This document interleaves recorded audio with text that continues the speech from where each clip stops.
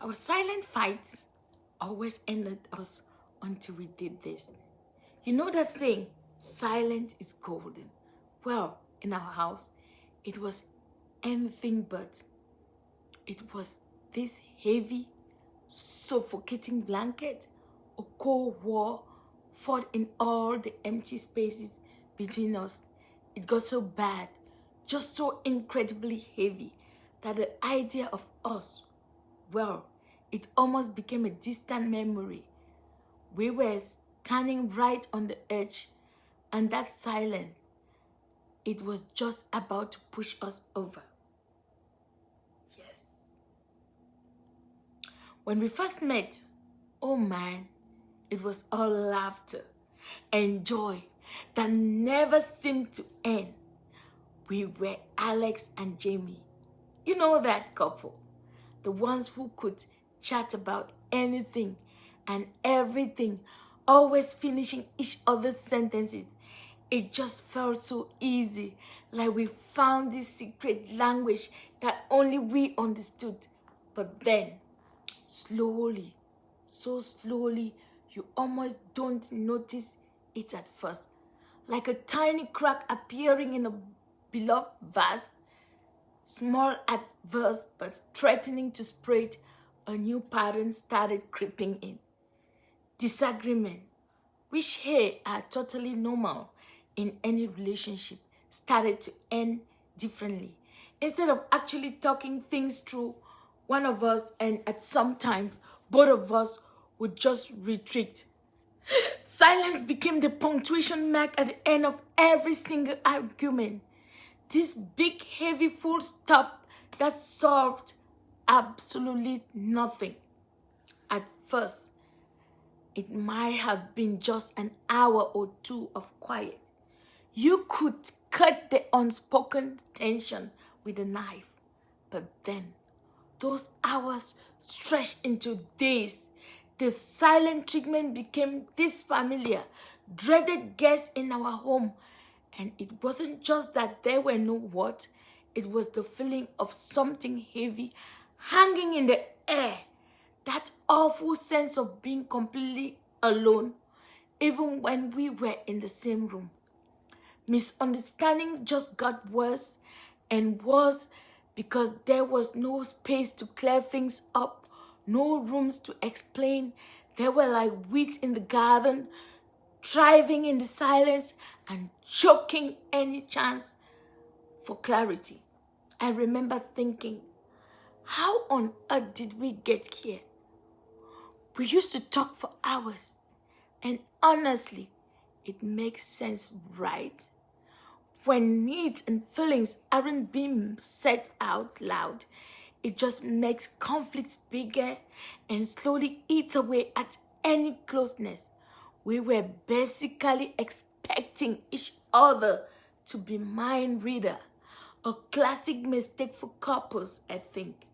Each silent fight was like a tiny tears in the fabrics of all our connections.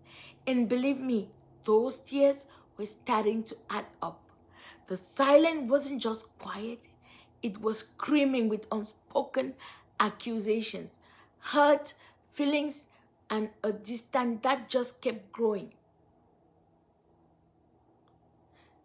The breaking point, agitation, crisis. The build-up of all these silence battles was just devastating. What became as maybe a way to dodge an immediate fight or even to punish the other person turned out into this deep, bitter resentment building up like a pressure cooker with no release valve. The silence wasn't a temporary timeout anymore. It was a weapon. And man, it was incredibly good at causing pain.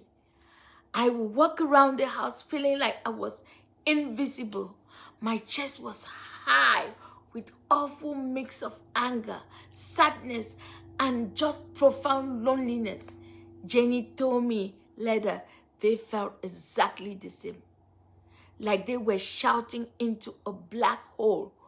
All their frustration and hurt just bouncing back unheard. We were living separate lives just under the same roof. The closeness we used to have, both emotionally and physically, just faded away. I meant, how can you be close to anyone or someone you can't even talk to? Someone who feels a million miles away even when they're sitting right next to you. Trust just crumbled with every argument that never got resolved, washing away like a sandcastle hit by wave after wave. We started doubting everything, our love, our future, whether we were even good for each other anymore. And when I say it almost ended us, I'm not exaggerating. We actually had those awful, stilted, painful conversations about whether we could even go on. The idea of splitting up was terrifying, but the thought of living in that endless cold silence felt just unbearable. It truly felt like our relationship was crumbling right in front of us. We were just standing there watching it happen, totally powerless. That feeling of hopelessness, it's a pretty common thing when the silence treatment becomes your go-to, leaving both of you feeling trapped and so disconnected. We were genuinely at the breaking point. The very foundation of our relationship felt like it was cracking under the weight of all those unsaid words and bottled up emotions. The turning point. The until we did this solution. I remember this one thing. It was particularly awful. The silence had dragged on for nearly 5 days after a pretty small disagreement about what we were doing on the weekend. 5 whole days of tiptoeing around each other, of eating meals together in this stony quiet that was honestly more exhausting than any shouty argument could ever be.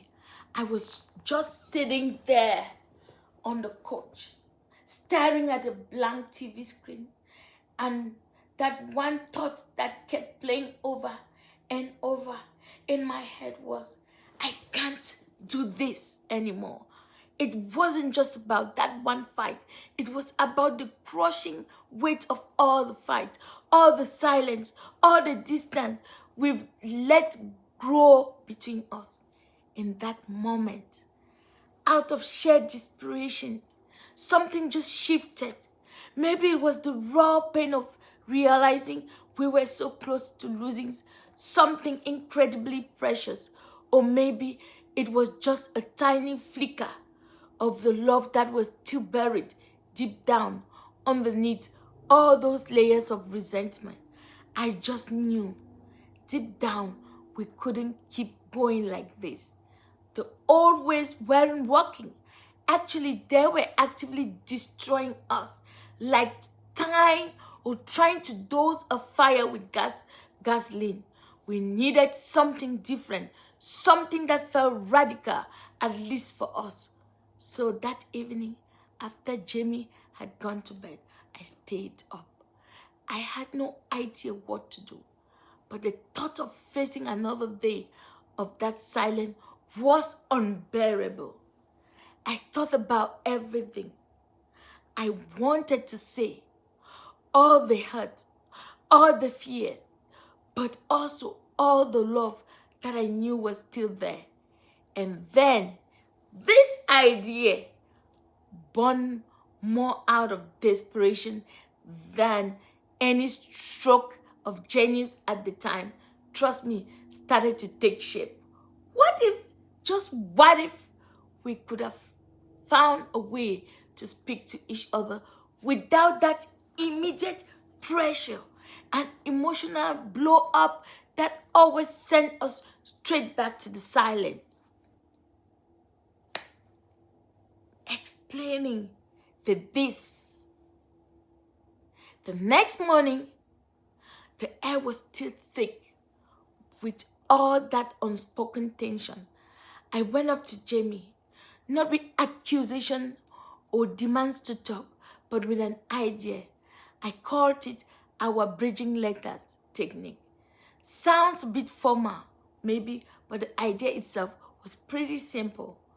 When we felt an argument heating up to the point where one of us was about to shut down, or when one of us actually started the silent treatment, instead of just letting it sit there and fester, we hit pause. We physically go to separate spaces for a short, agreed upon amount of time. Maybe an hour, sometimes even less. Even when we were mad, this was to kind of remind us of the bigger picture, the foundation we were actually trying to save. And third, we had to try and outline what we needed to feel like things were resolved, or what a path forward might look like from our point of view. After we've written them, we will swap the letters. We will read them separately in our own space, giving the words time to actually sink it. Reading them this way was like sending a diplomat into a tense negotiation.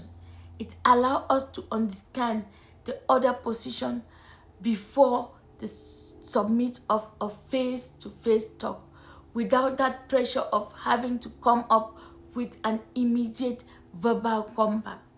It gave us time to process, to really hear what the other person was saying without already building our defense or planning a counterattack.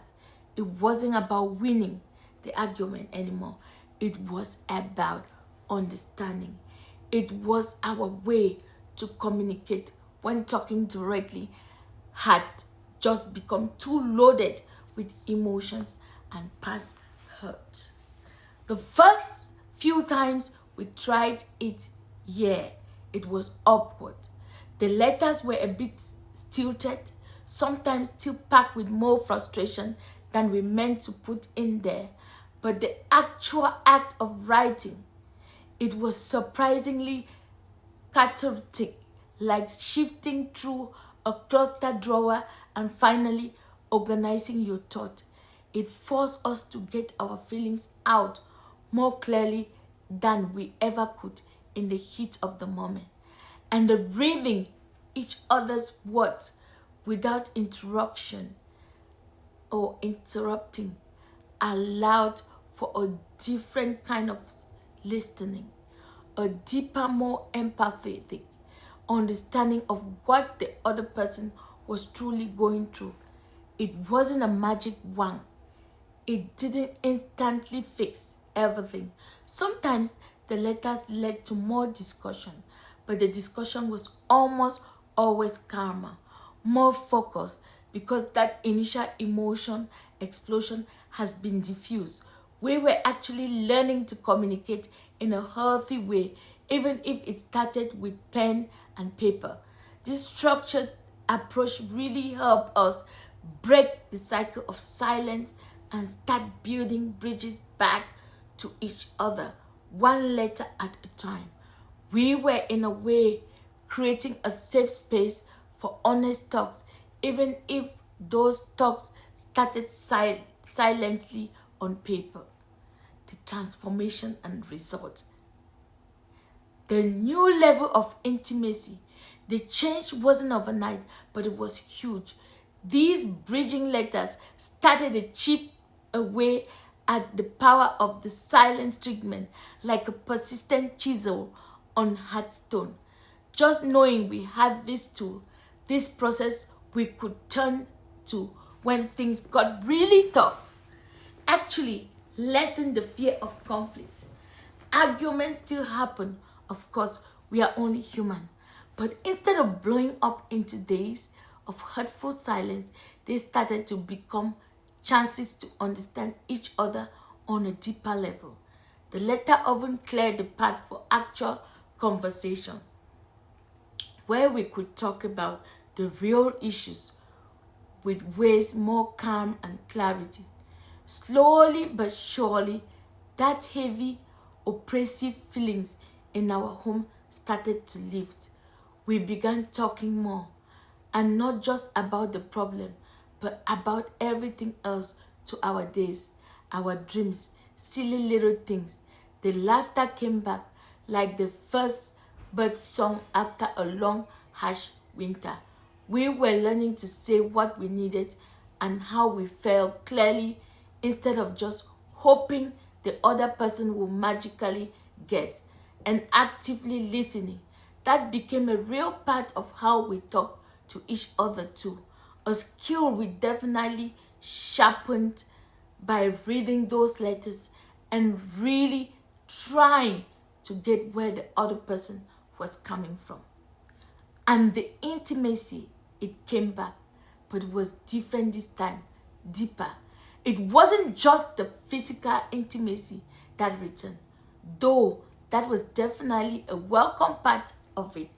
It was this new level of emotional intimacy, something born from being vulnerable and going through that fight for our relationship together and actually winning, sharing our fears, our hurts, and our needs in those letters had stripped away some of the walls we built up. We saw each other more clearly, flaws and all, and we could love each other not just despite them, but maybe even a little because of the journey we were on together. Our relationship, which had felt like a parched desert, began to bloom again with this new level of understanding and care. We learned that a true connection isn't about never fighting, but about how you get through it and how you're deeper, you repair the trust that might get a bit battered along the way. We started doing those small gestures of cares and appreciation again.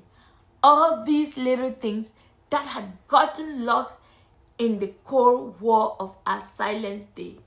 Our home started to feel like a safe space or safe place again, a place of warmth and connection, not a battleground. This whole process of open, even if it started as written dialogue, helped us rebuild trust and create that feeling of emotional safety that had been missing for so long. What's your takeaway after listening to this? Looking back at our journey from being on the verge of splitting up to finding this new, much deeper connection taught us so much. The bigger lesson that silence, when it's used as a weapon or just an escape route, is incredibly destructive. It doesn't solve problem. It's like a termite silently eating away at the foundation of your connection. But just as importantly, we learn that it's never too late to change those damaging patterns in a relationship as long as both people are willing to actually try, like two hikers who've lost their way but decided to find the path again together.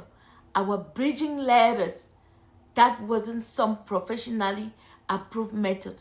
We found it in a textbook or anything.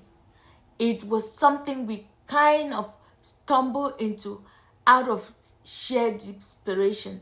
Something we created that wasn't tailored to our specific kind of breakdown. It showed us that sometimes the best tools are the ones you make yourself, the ones that really hit your unique pain point. So if anyone out there is stuck in a cycle of silent treatment or argument that never gets resolved, please know there is hope. Think of stories like ours as a small flare or light in the darkness, showing it possible to make your way back. It takes courage, it takes being vulnerable, and it takes a real commitment to finding a new way to communicate. It's all about creating a safe space where you can be heard and where you can truly hear your partner. Maybe sharing personal stories like ours can help others feel a bit less enough in what they are going through, and perhaps even spark an idea to make their own solution. What we've learned is that strong relationships are really built on empathy, honest conversation, and being willing to grow together, especially through the tough times. Yes, we genuinely love to hear from you. Have you ever been through something like this in your life? In your own relationship? What communication tricks or tactics have you found that help when things get really tough? Share your thoughts and experiences in the comments below. Let's build a supportive community here. And hey, if the story resonates with you or even gave you a little bit of hope, please give this video a thumbs up and don't forget to subscribe for the more chats about navigating the beautiful, messy, real stuff in relationship. So, yeah, our silence fight almost ended us, but by finding a new way to break that silence, by choosing to write when we couldn't speak and to really listen when we thought we couldn't bear to hear, we couldn't just save our relationship. We completely transformed it, like taking a neglected house and lovingly restoring it into a cherished home. It's an ongoing journey with whole relationship, but now we work it with open heart and, most importantly, open lines of communication. Thanks for listening.